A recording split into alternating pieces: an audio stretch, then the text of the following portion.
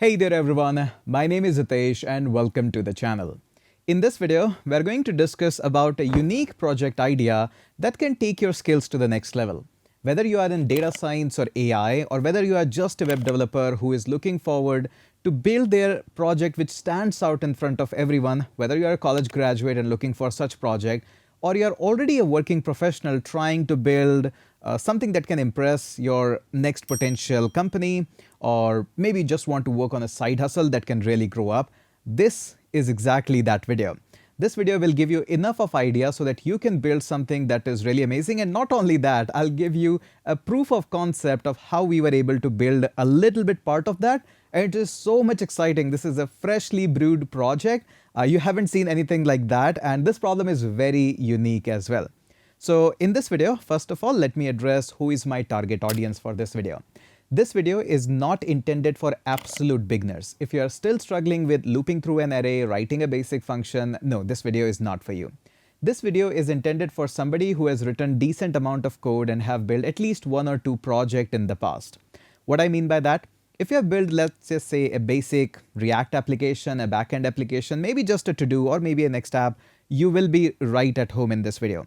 This video is not a coding walkthrough that, hey, write along code with me. No, that's kind of a different videos that I do. This video is more about understanding a problem, showing you a walkthrough about how I build a product and how you can take it to the next level, and giving you a few ideas, throwing around some of the points so that you can take this idea and build the next level project for your maybe a graduation completion project, or maybe a side hustle project, and just to master the programming. There's so much in this one. So in this video, we will have a very unique project which you will not find anywhere. This is not a clone. This is not an e-commerce. This is a freshly brewed idea. And for this freshly brewed idea, we're just looking forward for 100 comments in the comment section as an appreciation to show you something which is absolutely new, fresh, and you can work on this and can put this as a project in the resume for the job switching or for the first job. Just 100 comments. I think we deserve that appreciation. So first, let me go ahead and walk you through that what we have built and why we have built it. I have documented the entire project, as well as I will walk you through with what are the source code required, what are the things to take care for, and I'll give you the source code as well. So no problem there. Let me go ahead and first walk you through with this one. So first, sharing the screen with all of you to show you. And yes, it's not going to look really nice at first, but then when I'll show you what is exactly the problem, then you will understand, then it will click, oh, this is a big problem right now. So notice this. This is what we have built. This is a simple searcher. And you might be saying, hey, who gets impressed with searcher? Just hear me out and you will love this one. In this searcher, all you have to do is write some keyword for the queries, maybe web development, just for example, but you can write anything there. Maybe web development, maybe data science, maybe cooking recipes, who knows?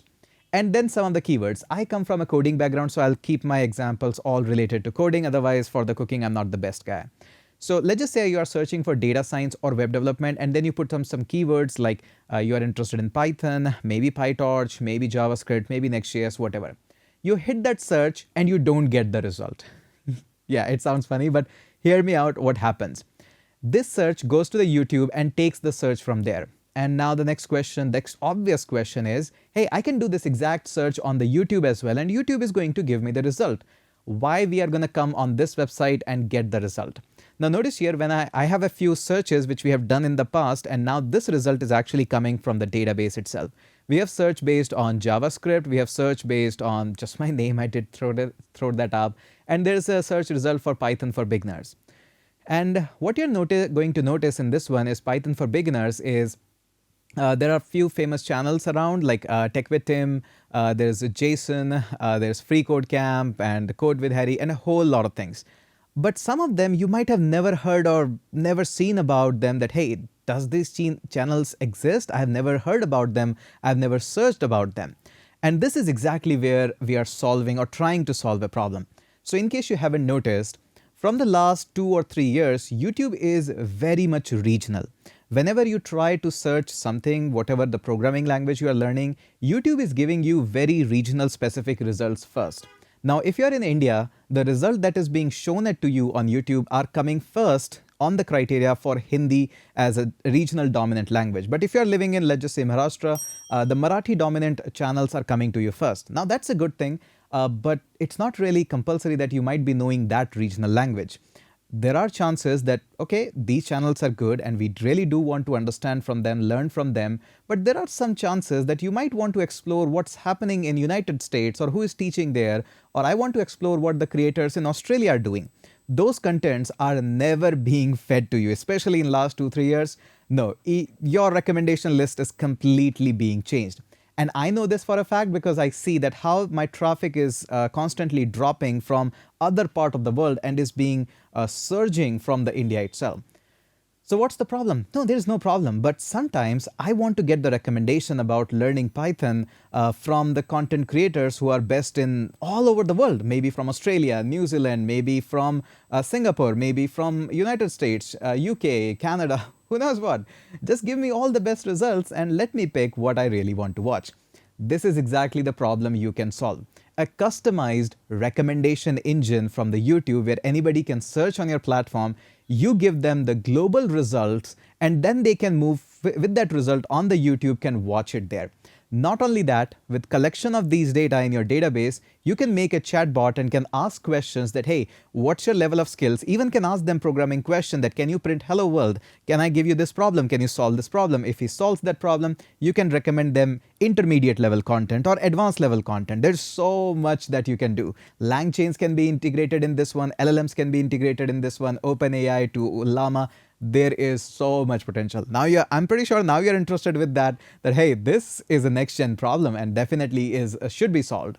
So what are a couple of things which we need to solve this one? The first and very famous, the known problem is that how to get this kind of recommendation and put that in the database. It's not easy.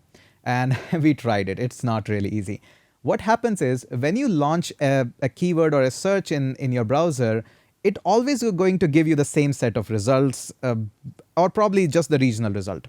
You want the results from the US. So either you have to use a VPN, go into the United States, get the search result and take all of that data and put it in the database. Same for Australia, same for all of these regions. And there are so many issues with that. You cannot even automate that because most of the automation that you're going to do uses a headless browser. That means there is no actual browser. It simulates a browser, and these websites like YouTube are very smart to actually detect that somebody is trying to scrape and all this, and they don't give you much of the better result. You need something which gives you a full browser, like a real browser is being opened up in a machine, and that just goes through the data, and then you collect the data. Not only collect the data, a whole list of data, and get that data either in the S3 bucket or in the database, and then you store that data. Then you do the filtering manual work on the data. Hey, these are the creators which are great. These are the creators probably they are very new or they don't have content, so let's filter them out. A lot of manual work is always being there in the world of data science, in the world of AI. So this is a fantastic project. So let me walk you through now that how we are going to handle and take down this project and how we are going to do that. Let me walk you through with the documentation first, and then we'll walk you through with the code part as well. It's a pretty fun exercise to do. All right. So first, let's go onto the iPad and see that what's happening, how is it happening, and all the things that we came to know as the documentation part. First, we did the documentation, then we went on to the code part. So first of all, the major problem is how we can grab the data. We need the data for a couple of reasons. First of all, building up our own recommendation, not powered by YouTube, so that the whole idea is not just keeping the user on the platform itself as a hooked and all those clickbaity titles get the first one, but actual true education recommendation that, hey, this is something real content where the users are much more interacting and whole thing. Maybe you don't agree with the YouTube. You want to build your own recommendation. You can do that. Second example is for the chatbot. You can design the chatbot in such a way using the lang chain, and through the lang chain, you can integrate Ollama or OpenAI or whatever you want to integrate, and can design that, hey, these set of videos are going to be recommended to beginners. These set of creators are going to be recommended for intermediate. We can design a test on that. So much more can be done. So we want better quality data for the better suggestion. So how can we get the better quality data? First of all, we need to grab it directly from the YouTube itself, and then we need to work on our own algorithm. This is the part where you can impress anybody by designing your own recommendation system, tweaking the existing recommendation system, and even designing your own stuff. What is required for that? A little bit of automation, a little bit of manual filtering, and a little bit of LLM. All these are the key ingredients of this recipe to work on this project. First of all, automation, so that I can collect data from different zones and different IPs, from the United States to New Zealand to India to Australia and whatnot. And then on top of that, the manual filtering. Sometimes the filtering, what we have noticed, is not that great in some part of the Europe and some part of the Australia, maybe like that. And the channels that are coming as a recommendation, you need to go through and do some manual filtering work that, hey, this is not the Python that we want to recommend. This is the jungle Python. We want to recommend the Python as a coding, as a programming topic. So you might want to filter those channels. These are the hallucination, you can say, and there are a lot of such stuff. And then you can further break them down into, put them into any vector database, Chroma might be, or might be you can go with the LLMs. The easiest way is LangChain OpenAI, works like a charm. Okay. And again, the same stuff, what we can leverage the YouTube recommendation system. Obviously, we are utilizing that. The search, the first search that we are bringing in is actually the YouTube's recommendation system. We are putting an extra layer of filter on top of that. So how we are going to collect all of them? We have designed the system on such a way that you can actually put up a query and the tag. As the initial first test product, the market fit product, we decided to go just with the 2 parameters, but you can extend it more. I'll walk you through how you can do that. We will collect the channel list. We will store that in the DB and filter that collection. Now, there are a couple of options in front of me that it's not always about collect the channel list. I think this is the best way of recommending the content, because once you have the channel list, you can filter out the videos from those channels because they are credible creators, and recommending those channels should be always a great idea. You can store them in the database, but not really compulsory. You can store them in a bucket as just a file, but I think storing them in the database is really a great option. You can put filtering, SQL commands and whatnot. You can do a lot of things. You can do a lot of filter on that collections. Okay. This is the problem I've already discussed, so no need to discuss that again. That YouTube suggestion is very, very regional these days, and I'm thinking that they are going to go very much aggressive on the regional part itself. So how to get the global exposure? That's the thing. You want to learn from all the creators. That is what the internet is all about.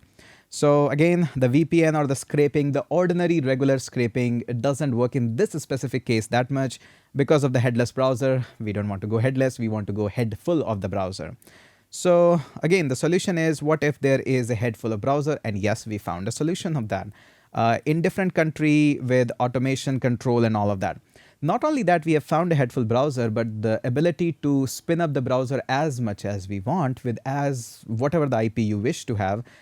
You want to spin up, like, just say 20 browsers in US, go ahead, do that. You want to spin 10 browsers in India, go ahead, do that. You want to spin 5 more browsers in Australia, and all of them can work and deliver the content to you. And then the next option for us was where to store this data. I'll walk you through how we can ping that data and start and all of that and collect that data. But where to store this data, that was a big challenge for us. So we went with the simple way.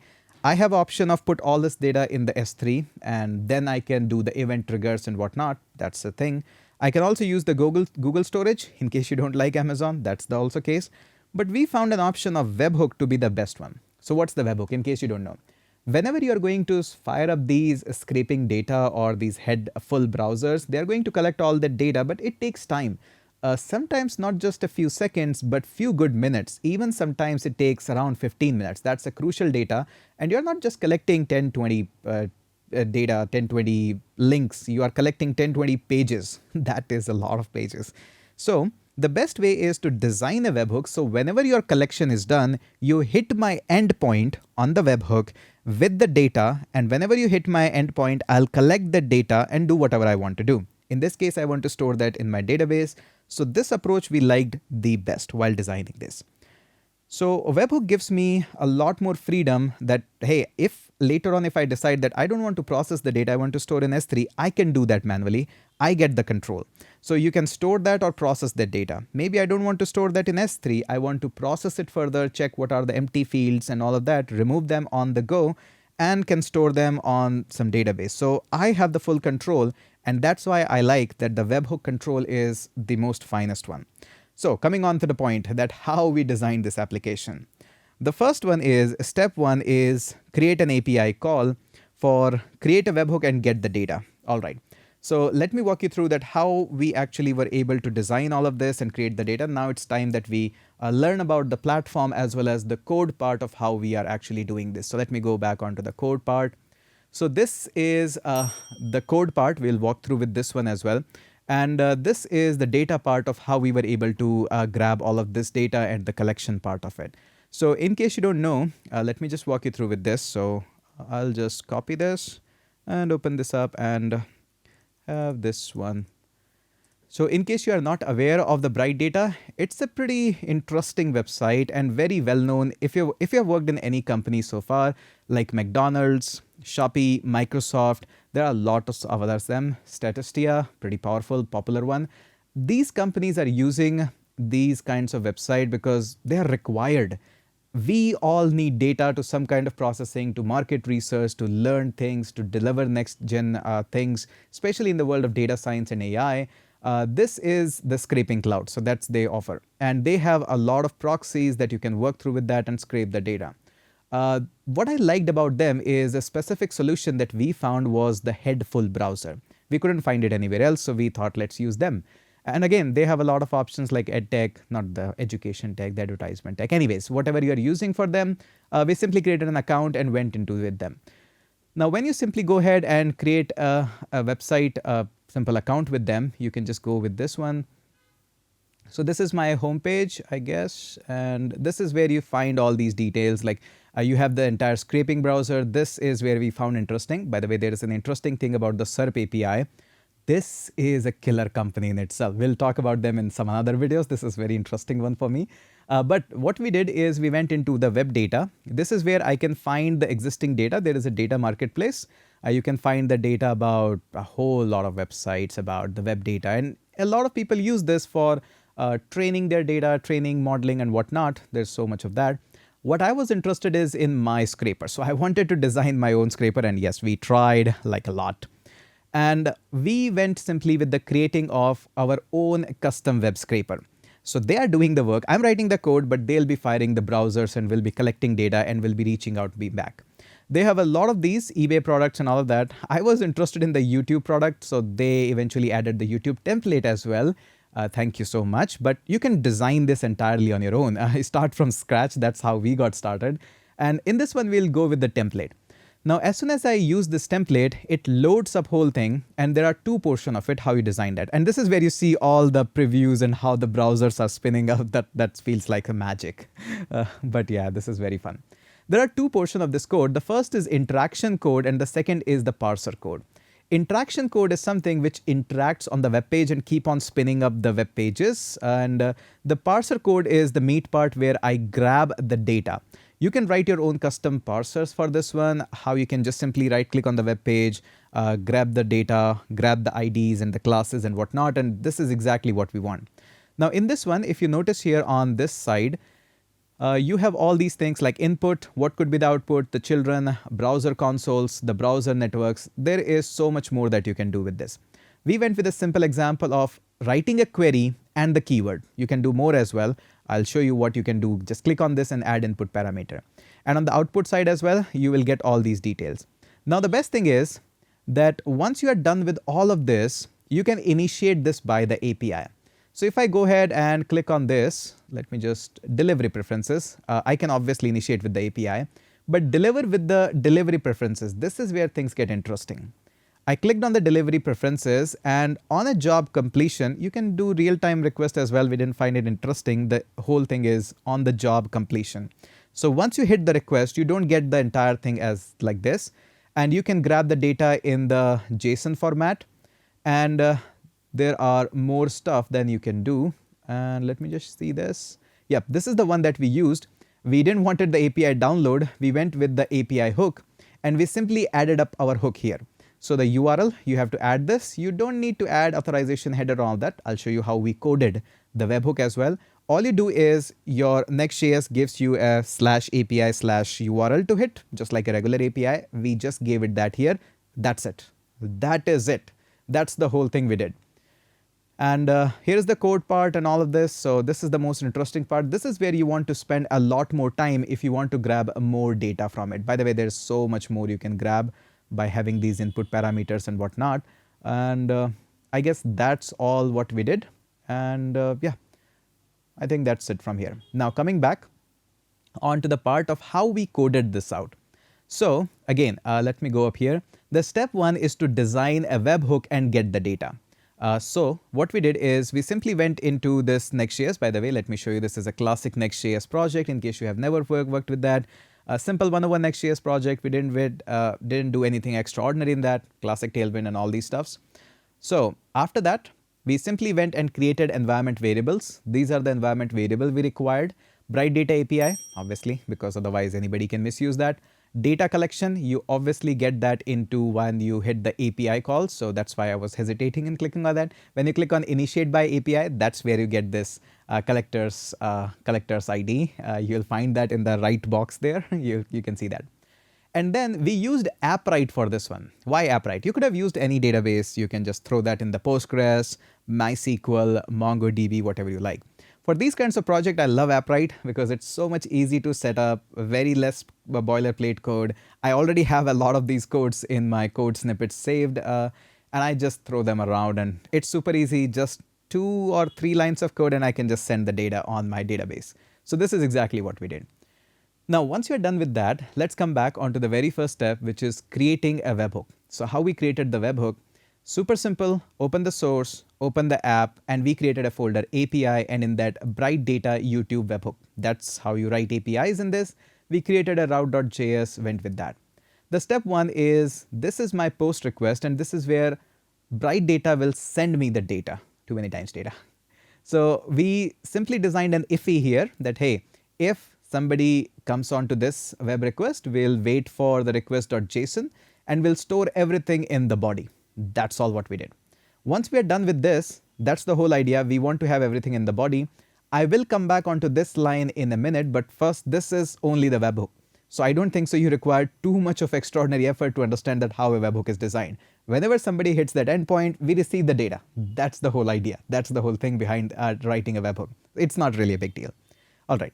That's the first thing. Now, if you go ahead and check out this point, we need something here as well. This is also API triggered. So we want to collect this query. We want to collect the keyword, and as soon as somebody hits the search, that's where we want to hit the scraping. So this is something like trigger scraping. So we need to hit the endpoint, again, the same endpoint which we discussed here, that, hey, we need to initiate it by the API. In the initiate in API, it gives you not only the collector ID, but the entire URL, that this set of collection that we have in front of our screen, this can be automated and run. So if I go back into the my scrapers, you'll find that, hey, we tried a lot. We tried a lot of them. Then eventually we got the hold that, hey, this is how it's being done, and we can actually go ahead and use that. So, and yes, we used it rigorously. We used it rigorously before making this video. So this is what we have done. Now, once you are done with this webhook, now only next API call that we need is something that talks from my server to the data, Bright Data server, and start this processing of the YouTube URL. We went with the route, and this is how we designed it. Again, really simple. If anybody hits a post request on this API call, we design the same IFI. We wait for the body. In the body, this time 2 parameters are coming in. The first one is keywords, and the second one is the query. You have to mention this exactly, and for a reason, because once you go into this one, you'll see that inside the output, you can design a lot of them, but I'll go in the delivery preferences or any of that. In the code part, can I go in the code part? Yeah, I can go that. Hope nothing will be exposed. Okay, nothing is exposed. So if you'll notice here, this is what we are doing, the query and the keyword. So you need to exactly mention that what you are sending to this one. We are sending exactly this one in the body. And once this is all done, we are making sure that nothing is empty. Too long of a video. But anyways, it's super fun. All right. So we made sure here that the keywords and the query should not be empty. They should both be there. Very simple standard 101. And then we again went with a simple service which is triggering the scraping. We'll talk about that in a minute. But yes, I am completely aware that we haven't talked about this part, which is here, and we haven't talked about this part. But this is all what we need. The step 1 and kind of a step 2 is all here. So if you look at this portion now, the documentation that we have made for you so that you can take this project on next level, we have done with the step 1. We have designed the webhook. Now, bright data can come and reach out and give us the data when it's done. We have also triggered the scraping that, hey, collect all this data from the front end and somehow start the request. I'll talk about the basics and the whole things we designed on that. But now let's talk about that what happens when the trigger of the scraping starts and how we actually do that, and what happens when we insert the scraping data, get the scraping data, and what all these. So hey, this is also we have done the API call to start the triggering. This part we have already done, and this part also we have done. Now let's see what more is there to discuss. All right. So coming back, we designed a couple of services for that because this is the standard 101 app write. That app write does give you so much of these things. So we designed a couple of services in the client and inside this one. So the first one is this register query. So what we do is we have a couple of methods here, the register query and the get query list. I'll talk about them one by one.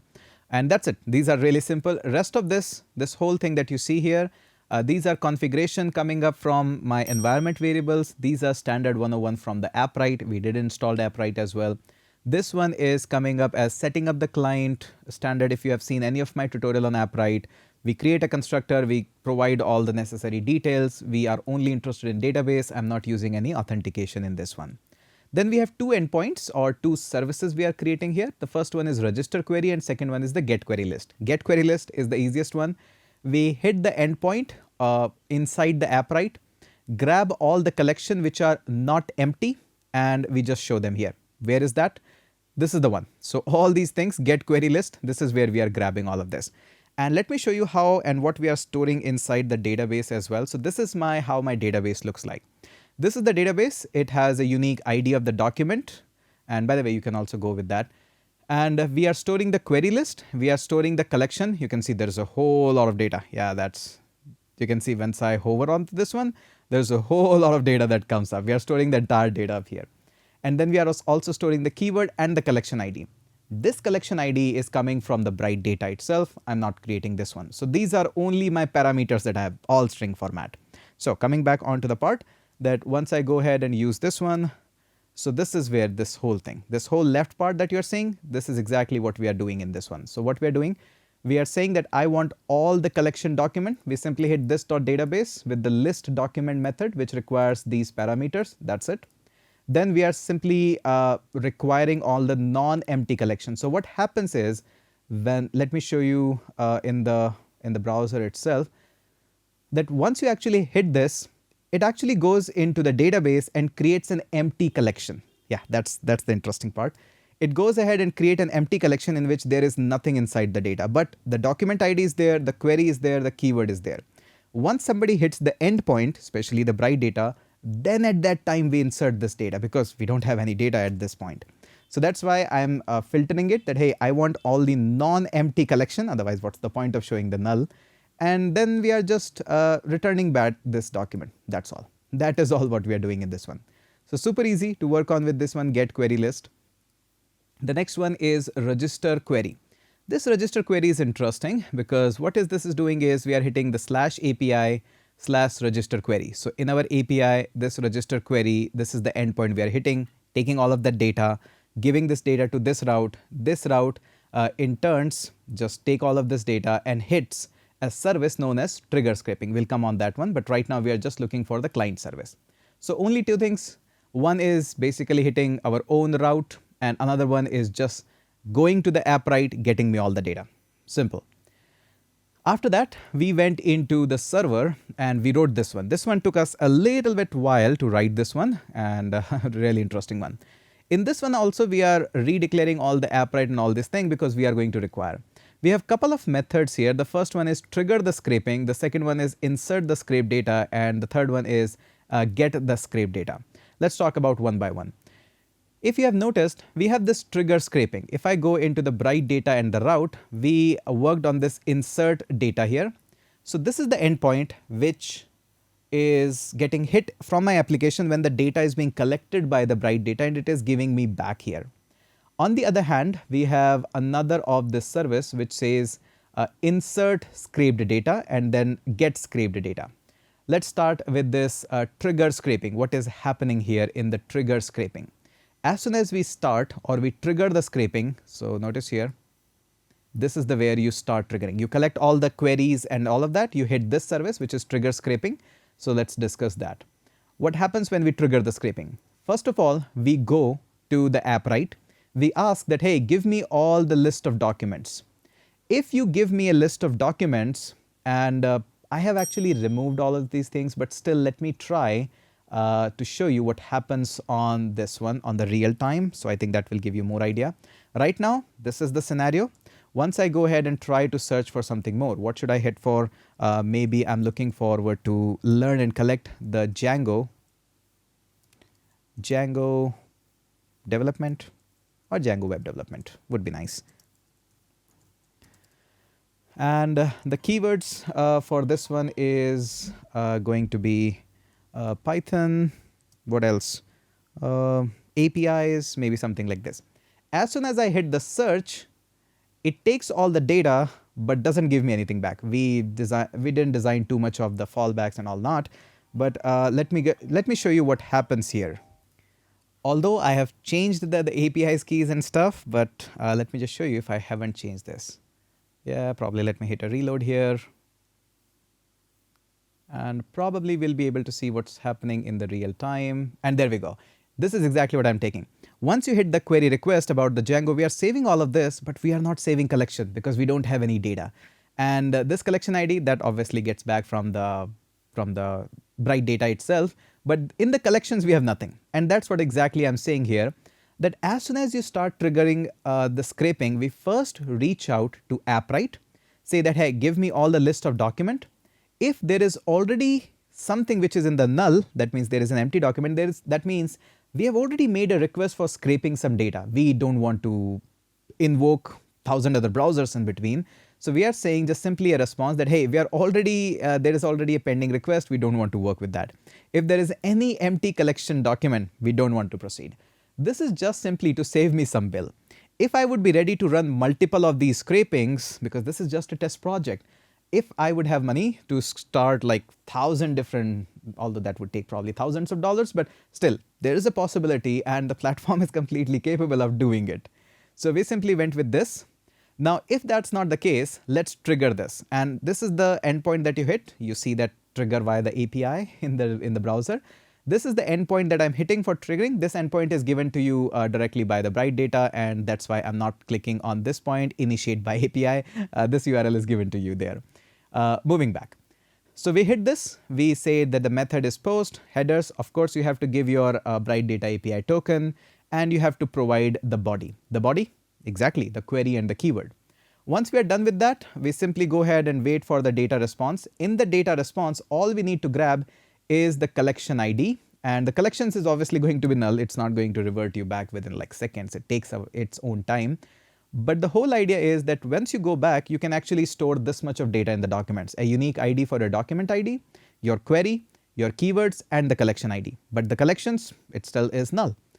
And this is all what we do. That's it. The document is created, the success and all these things. That's it. That's all what we are doing. So this is the whole part when you trigger the scraping. All right.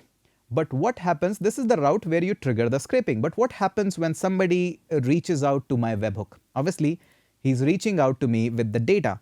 And this is where you do work on insert the scrape data. This is how we worked on this. Once I go into this one, another one, insert scrape data, is all what we do is, first of all, we try to find a collection from the app, right? That, hey, app, right, give me all the list of documents that you have. I want to filter out the collection which is empty. So we'll just find out that, hey, where the collections is null. So we want to grab that. And if there is nothing, if empty collection length is 0, that means, hey, there is no pending collection where I'm going to store this data.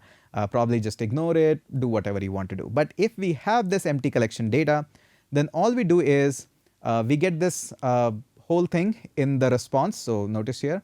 So we have already grabbed it. Let me show you.